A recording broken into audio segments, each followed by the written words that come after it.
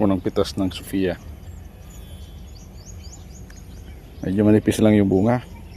Hindi ganun kadami pero okay na rin. Yan. Makapal pa naman yung mga dahon at saka sanga. Kaya meron pa tayong mapipita sa susunod. You know. May bulaklak pa. May maliit pang bunga. Yan. Okay, blessing. Meron na tayo ng 3 sako. Yan.